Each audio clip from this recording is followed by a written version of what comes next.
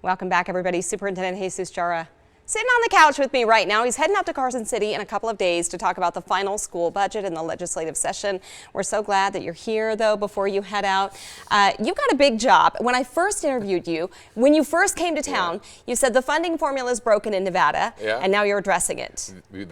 You're right, we are. I mean, actually, I realized it was broken when I got here, when I applied for the job, and when I testified last week. That was one of the things I mentioned, and that's a priority for us. I mean, it's been, adding more money into education in the same old formula. It was going to still, be not transparent with the community, and then just really broken. So I think that's something that we're really excited. Senator Woodhouse and Senator Mo Dennis really worked on and spearheaded that, and now I believe it's going to the Senate floor today or tomorrow and moving on to the Assembly. So we're really excited because that's going to help really get us the money, not only the money where it needs to go, parents to understand the money, but then also have that weighted funding formula that every student that whatever you earn because of whatever challenges you may have or support that you need, you're going to be funded. So that's exciting. It's Senate Bill 543 that we're talking about here that kind of modernizes the funding formula. And again, that's something that you've been talking about from the very beginning. Talk to me briefly about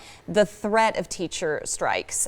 We love our teachers in Southern Nevada, and I know you're super supportive of our teachers too, but they want more money, they want smaller class sizes, they want their job to be more manageable. How do we make sure our teachers don't strike in the fall? Well, they're frustrated, and they're not any more frustrated than I am. I mean, when you really look at the lack of funding that we're providing in K-12 education, I see their frustration and I hear. But obviously, there's laws that we have to comply and abide with. So and that's one of the conversations that I've said to them. I said, look, it is illegal to strike, but I think I understand their frustration. So as superintendent, I then have to manage that, and I think that's why it's important for us to make sure that we continue to advocate with the governor and the leadership up in Carson City to say, hey, where's that money? And now, late last week, there's some extra funding, about 250. They put $62 million into education, which is a great start. And I think what are we doing with 190 million? And then that's one of my priorities, is to get back up there and say you need to continue to not only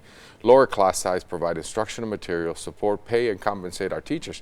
But the other thing is, really, and we were just chatting a little bit about it a few minutes ago, is the safety. Yes. The safety is, when I did my Focus 2024 with the board, 20% of our children do not feel safe in school. And that's a problem. And if you don't feel safe, you can't learn. That's right. And if our teachers don't feel safe, they can't teach.